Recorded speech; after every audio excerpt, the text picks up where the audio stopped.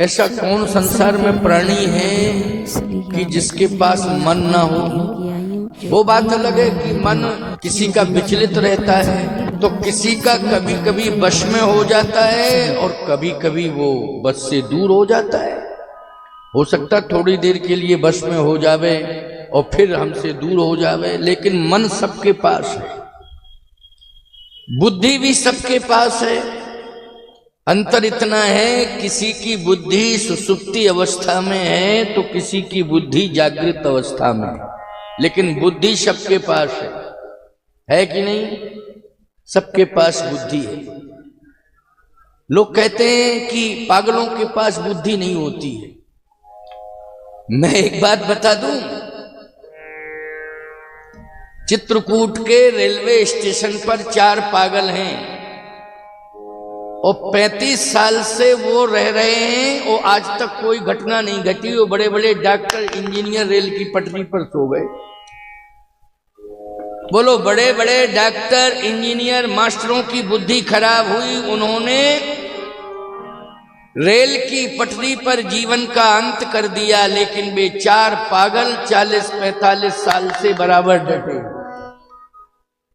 बोलो भाई, बुद्धि नहीं होती तो कभी भी ट्रेन से टकरा जाते, प्लेटफार्म पे गिर जाते, कुछ भी हो जाता। बुद्धि है कि नहीं? बुद्धि है।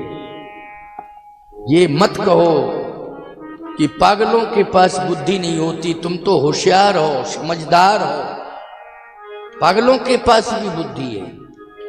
बस अंतर इतना है कि प्राण बचाने वाली बुद्धि है। बोलो भाई, पागलों के पास कौन सी बुद्धि है? प्राण बचाने वाली बुद्धि है। इसलिए जब उन्हें भूख लगती है तो वो कहते कैसा भी गंदा संदा मिल जाए, हमें पेट भरना है, मर ना जाए। भूखों नहीं मरेंगे,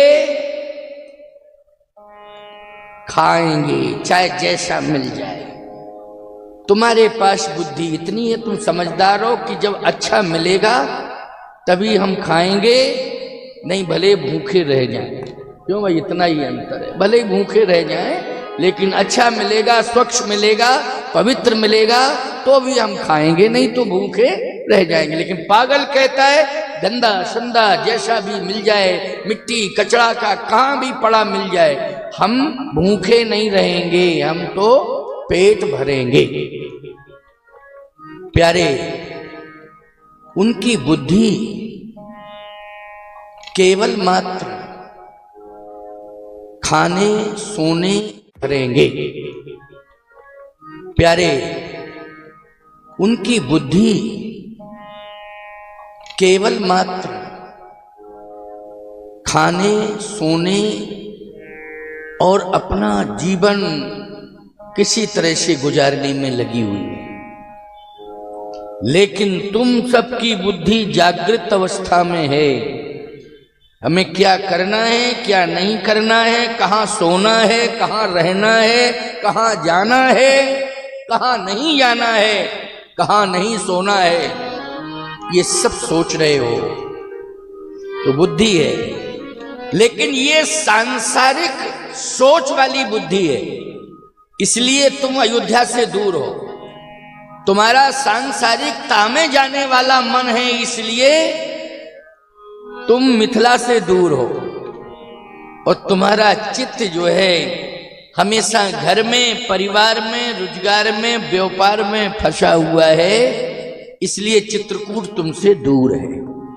अगर अपनी बुद्धि को तुम अयोध्या से जोड़ दो तो नित्य ही तुम्हारे जीवन में अयोध्या होगी, और मन को मिथिला से जोड़ दो तो प्रतिदिन मिथिला, और चित्त को चित्रकूट से जोड़ दो तो कामता नाथ हर रोज तुम्हारे हृदय में रहेंगे। ये मैंने अर्थ बताया है।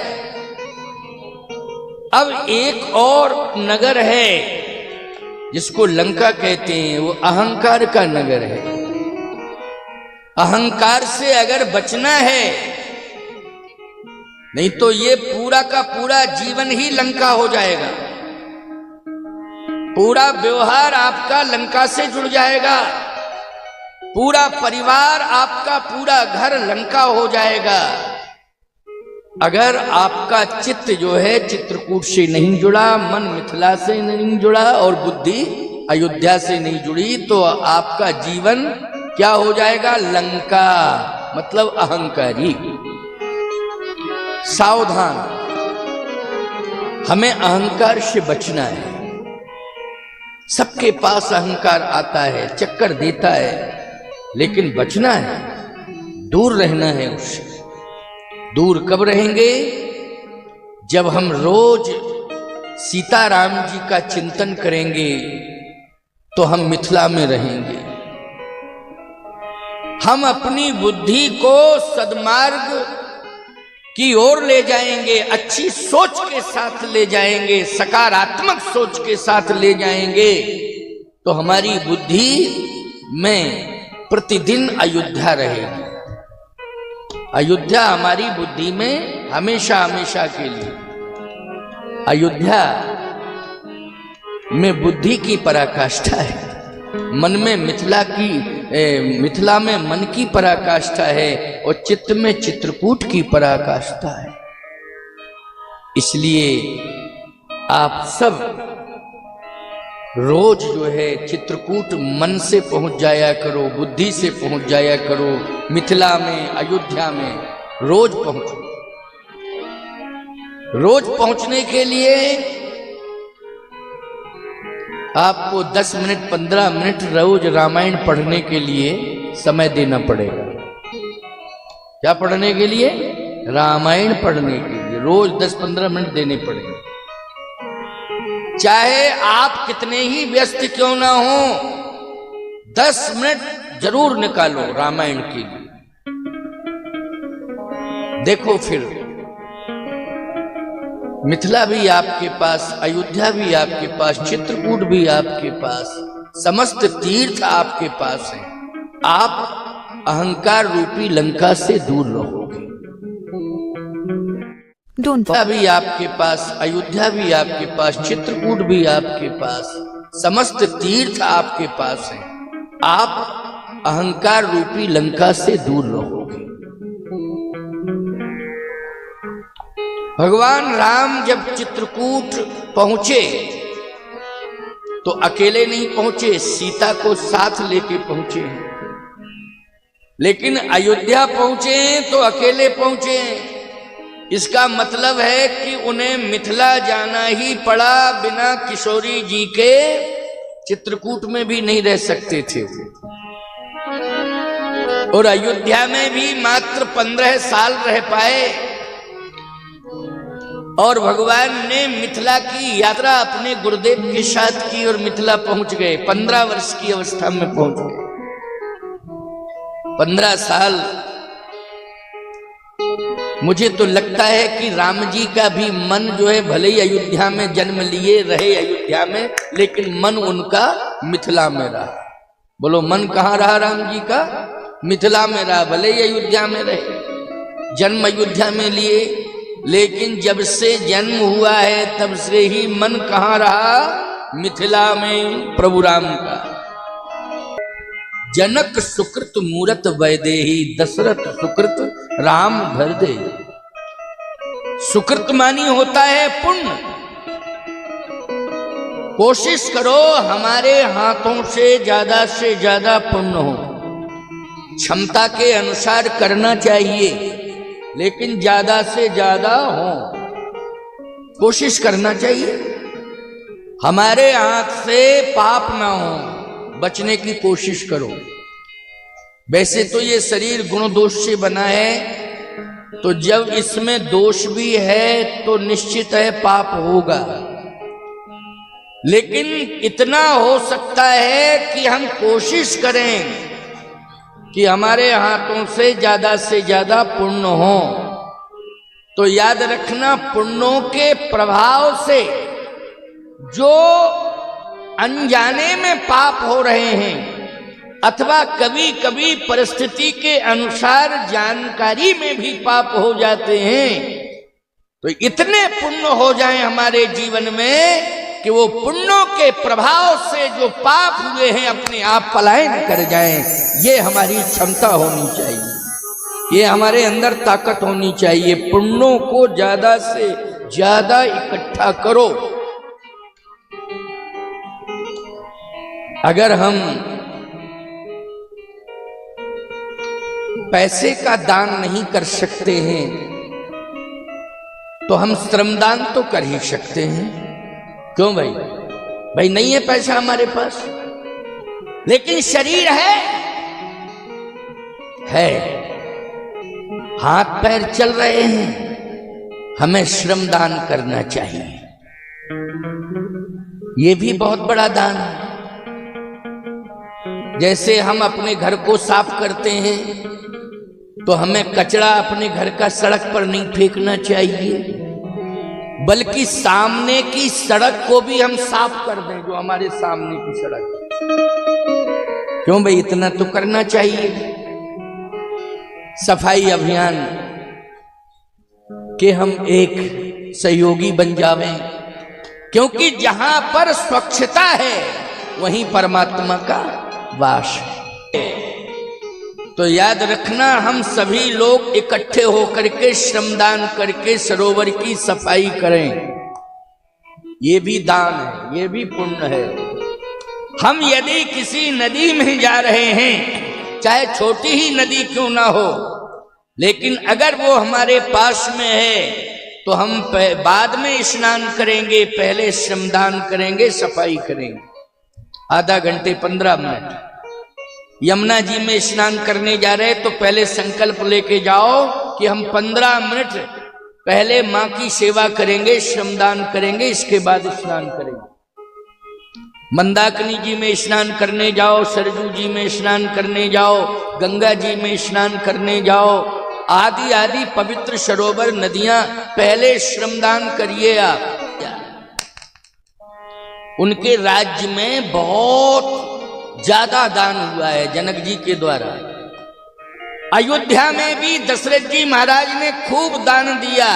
अच्छा बोलो, ये दोनों ही खानदान, ये दोनों ही वंश, चाहे रघुवंश हो चाहे निमिवंश हो, महाराज जनक का जो वंश है निमिवंश है, महाराज दशरथ का जो वंश है वो रघुवंश है, सूर्य वंश है। एक बात मैं कहना चाहता हूं,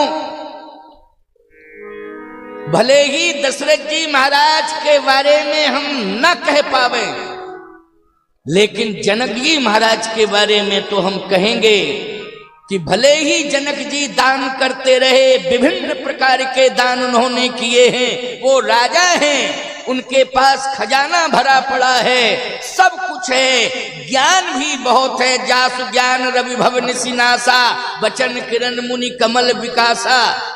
लेकिन सीता जी को तब तक प्राप्त नहीं कर पाए जब तक खेत में जाकर के हल नहीं चला दिए, मतलब श्रमदान नहीं किए, तब तक सीता को प्राप्त नहीं कर पाए। का अर्थ क्या है? जल्दी बोलो। एक मजदूर हल चलाता है तो बदले में पैसा लेता है, लेकिन राजा हल चला रहा है तो बोलो श्रमदान माना जाएगा कि नहीं माना जाएगा? जल्दी बोलो। श्रमदान ही माना जाएगा। जनक जी ने बोलो हल चलाया कि नहीं चलाया? तो सीता जी मिली कि नहीं मिली? इसका मतलब है उदास मत होना, निराश मत होना कि हमारे पास पैसा नहीं है, हमारे पास तो कुछ भी देने के लिए नहीं है, हम कहां से दान कर दें। प्यारे, अगर तुम सच्चे मन से श्रमदान कर दोगे, निश्चित रूप से तुम्हें जानकी मैया की कृपा मिल जाएगी, निश्चित रूप से सीताराम जी की कृपा मिलेगी। इसलिए यज्ञ चल रहा है, दान भी करो, अन्नदान, द्रव्य दान, वस्तु दान, जितने प्रकार के दान हैं भैया, सामर्थ्य तुम्हारा जितना है उतने प्रकार के दान करो, लेकिन श्रमदान भी करो। समझ रहे हो? इस परिसर में क्या करना है? श्रमदान, श्रम सेवा करनी है, सेवा करो, क्योंकि सेवा भी भजन है। भज सेवायाम धातु से भजन शब्द बनता है। इसका मतलब है कि सेवा यदि आप दे रहे हैं तो भजन हो रहा है। माताओं, एक बात मैं कहूं, जब शरीर बुढ़ापे में प्रवेश कर जाता है तो फिर ना तो पैर काम करते हैं ना हाथ काम करते हैं। शरीर शिथिल है तो माला हाथ में ले ली जाती है, भजन किया जाता है, ये भजन है। लेकिन घर में बहू आई, वो भी सास के बगल, अरे घर में भोजन बनाने के लिए क्या तुलसीदास जी आएंगे? ये बताओ। बहुओं बेटियों, यदि तुम घर को संभाल रही हो, साफ सफाई भोजन इत्यादि, तो ये तुम्हारी सेवा ही भजन के रूप में जोड़ी जाएगी। ये भजन हो गया तुम्हारे हाथ से, ये भी एक भजन है। तो जवानों को चाहिए कि वो केवल बुद्धिजीवी ही ना बने, श्रमजीवी भी बने। शिक्षा की क्रांति में स्वागत है, चाहे बेटी हो चाहे बेटा हो। बहुत अच्छी सफलता मिल रही है भारत को, अच्छे अंकों से बेटियां बेटे सभी जो है सफलता ले रहे हैं। लेकिन एक कमी देखने को मिल रही है, इसलिए इस प्रसंग के माध्यम से मैं चेतावनी दे रहा हूं। वो कमी ये देखने को मिल रही है कि हमारे बच्चे श्रम से दूर हो रहे हैं। किससे दूर हो रहे हैं? श्रम से दूर हो रहे हैं। अच्छा, किसी पढ़े लिखे बच्चे से ये कह दिया जाए कि बेटा ये काम कर लो तो बड़ा बुरा लगता है उसको, समझ में नहीं आता। हम इतने पढ़े लिखे काम बता रहे हैं, हमको बेवकूफ समझ रहे हैं क्या? अरे राम राम राम राम, बुद्धि खराब हो गई है क्या? जनक जी ने श्रम किया है, हल चलाया है, राजा होके काम कर रहे इतने बड़े बुद्धिजीवी हैं। अरे आंख फाड़ के रामायण पढ़ लो, आंख खोल के रामायण पढ़ लो, देख लो। पढ़ते हो नहीं, बस केवल बहसबाजी शुरू हो जाती है। एक रेलवे स्टेशन पर एक दृश्य मैंने बहुत पहले देखा। सामान आपके पास है तो आप कुली करें, और लगभग 5-10 किलो से ज्यादा वजनदार सामान है तो आप कुली करें। क्यों भाई, सहयोग लें। अगर आप अकेले हैं और 5 किलो 10 किलो से ज्यादा सामान है तो आप कुली करें। लेकिन अगर आपके पास केवल हैंड बैग ही है तो काहे के लिए आप इशारा कर रहे हो कुलियों को? अपना स्वयं ले चलो। मैंने एक दृश्य देखा। क्या देखा? 2 पढ़े लिखे लड़के यात्रा कर रहे थे। मेरे पास सामान ज्यादा था, सहयोगी कम थे, लेकिन सामान ज्यादा था। यात्रा में कर रहा था क्योंकि सिंहासन चलता, ये चलता। अब तो मैं पर्सनल वाहन से यात्रा करने लगा हूं, लेकिन पहले ट्रेन से यात्रा करता था। तो फिर हमारे शिष्यों ने आवाज लगाई, ए कुली इधर आओ इधर आओ इधर आओ, गाड़ी आने वाली है, ये सामान उठाओ ले चलो। अब वो पढ़ा लिखा लड़का क्या कहता है? बाबाओं के बड़े जलवे, बहुत पैसा हो गया है बाबाओं के पास। वो तो कह रहे हैं लड़के तो लड़के। अच्छा एक बात बताएं, लड़के जो लड़के ही सब काम करें वही लड़के, जो हर काम लड़के करें वो लड़के हैं? हमारे यहां पुत्र की परंपरा है। किसकी परंपरा है? पुत्र की परंपरा है। अब किसी पढ़े लिखे लड़के से कहो लड़के, किसी बच्ची पढ़ी लिखी बच्ची से कहो लड़की, बुरा लगता है। क्यों? बेटी कह दो प्रसन्न हो जाएगी, बेटा कह दो तो प्रसन्न हो जाएगा। क्यों? बेटी इधर आओ, एकदम खुश। ए लड़की इधर, रफ भाषा बोल रहे हैं। बेटा इधर आओ। क्यों भाई, प्रेम आ गया कि नहीं आ गया? भाषा में बहुत अंतर। लेकिन क्या बतावें आपको, वो कैसे पढ़े लिखे बच्चे, समझ में नहीं आया मेरे भी। बोले बाबाओं के बड़े जलवे। अब एक हैंड बैग लिए था लड़का, उसने भी कहा कुली इधर आ। तो हमने कहा ये तो हैंड ही बैग लिए, मुश्किल से 2-4 किलो वजन, 2 किलो ही होगा, छोटा सा था। हमने कहा इसने कुली क्यों बुलाया? मैंने कहा निश्चित शरीकत आ गई इस लड़के के मन में, इधर आओ। वो आ गया। उसने कहा आपके पास सामान नहीं है, आपने क्यों बुलाया? बोले तुम्हें बहस से मतलब है कि पैसे से मतलब? बोले देखिए आप कुछ भी कहें, हम 50 रुपए से कम नहीं लेंगे। पहले की काफी समय पुरानी बात, 50 रुपए। उसने कहा 50 दूंगा, बैग ले चल मेरा। अब दूसरे लड़के के पास बैग भी नहीं था, हैंड बैग। उसने भी कहा ए कुली, दूसरे से कहा ए कुली जरा। हमने कहा इसके पास तो कुछ भी नहीं है, इसके पास तो हैंड बैग भी था, 50 रुपया इस बेवकूफ ने खर्च कर दिया केवल शरीकत में कि महात्मा जो है कुलियों को बुला रहे हैं, शाम ये कर रहे। उसने कहा ए कुली इधर आओ। मैंने कहा इसके पास तो हैंड बैग भी नहीं, ये क्यों बुला रहा है कुली को। जैसे ही कुली आया उसने कहा कहिए बाबूजी। बोले टिकट निकाला, वो टिकट, और कहा मेरा टिकट ही ले गए। हम क्या किसी से कम है? शरीकत में ही तुम्हारी सारी प्रतिष्ठा मिट्टी में मिल गई। और शरीकत ही शरीकत में एक दिन वो आ गया कि भोजन के लाले पड़ गए। शरीकत नहीं, नहीं, बुद्धि से काम करो, आवश्यकताओं की पूर्ति करो, अनावश्यकताओं से निवृत्ति रखो।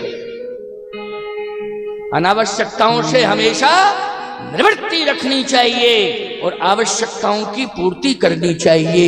यही है संतुलन।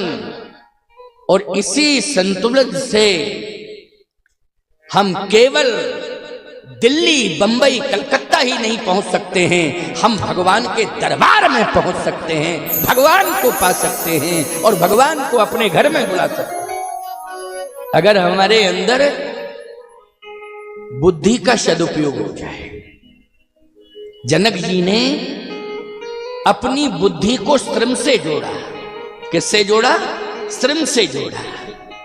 अपनी बुद्धि को श्रम से जोड़ा, इसलिए अयोध्या के परिवार का एक बार संतुलन बिगड़ गया, रघुवंश का। लेकिन निमि वंश का, जनक के वंश का कभी संतुलन बिगड़ा नहीं। बोलो बिगड़ा क्या? अयोध्या का कब बिगड़ा? जब कैकेयी रूठ गई। क्यों भाई? राज सत्ता के कारण कैकेयी रूठ गई, तो बोलो संतुलन बिगड़ा कि नहीं बिगड़ा? दशरथ जी को मरना पड़ा, मरना पड़ा कि नहीं?